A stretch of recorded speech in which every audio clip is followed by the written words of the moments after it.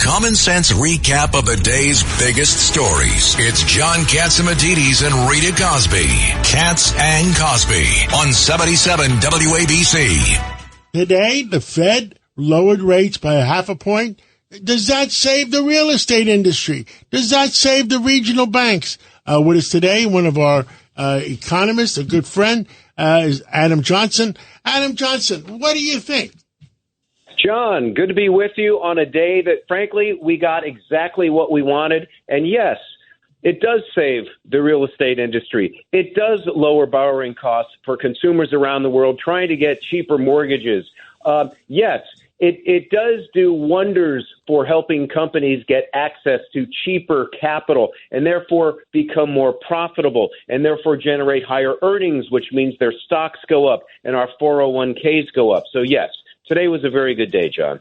Where do we go from here? The Fed is rumored to cut another 0.25 point in November and rumored might cut 0.5 point in December. What do you hear? Well, I'll tell you, it's amazing. The market actually thinks it could be 50, another 0.5 point in November and another 50 in December. And then, admittedly, I think the market's getting a little ahead of itself. The market is pricing in a full percentage cut again in 2025. So, we got 0.5 point today. And again, the market's saying we get another point by year end. Merry Christmas. And then we get another full point next year. Adam, again, I think that's a little aggressive, but that's what the market's pricing in. Former Deputy Mayor Rudy Washington? Adam, yes, sir. Part of me is thinking this is a bit too late. They should have done this around June or May. I hope we can save a lot of the buildings here in New York. But I think they started this a little too late. They should have started earlier. Yeah, and that's one of the big debates right now. Did they wait too long? And yes, probably in retrospect, looking back, they probably did wait a little long. But here's the thing. If they had gotten more aggressive earlier, if they'd cut them back in, call it, I don't know, May, June, July, and then they took August off, they might have run the risk of stoking inflation.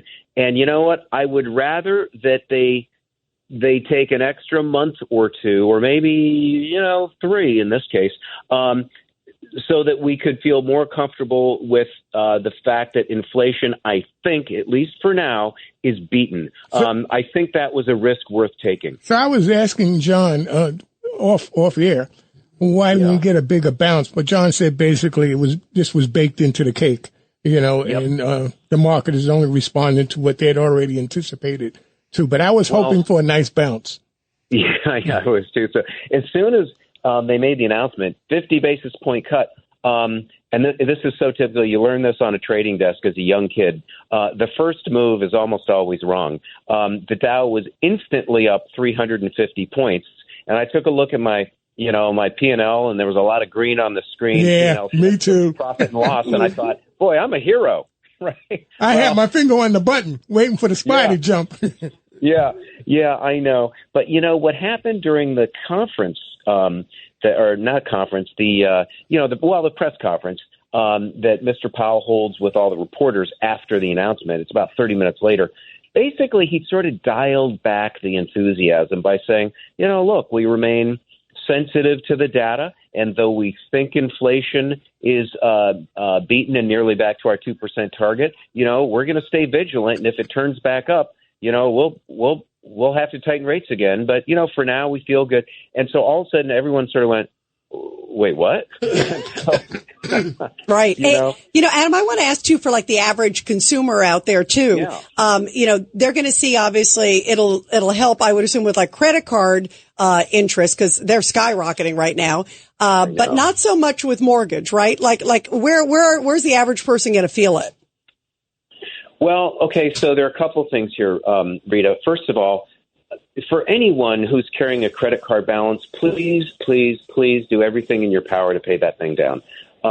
That's just the most expensive, way to borrow out there. And so I would really, really urge people to just, instead of going out for dinner, Saturday night, stay in, cook, Tell the family you love them, and just save the money and try to pay down the credit card. So that's point number one. Point number two, mortgage rates are going to come down, but a crazy thing happened when mortgage rates went down to 2.5%. Well, not so crazy, predictable actually. Everybody either bought a house. I got a 30-year mortgage on my beach house. Yeah, for what rate, John? 2 3/4. Exactly. So you and a bunch of other very smart people locked in the lowest rates we will ever see in our entire lives.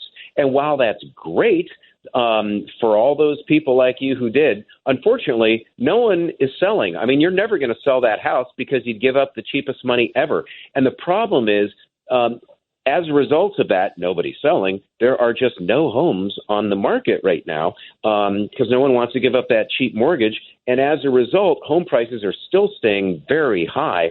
And that's also pushing up rental prices because, if you can't go out and buy a home, what do? You rent.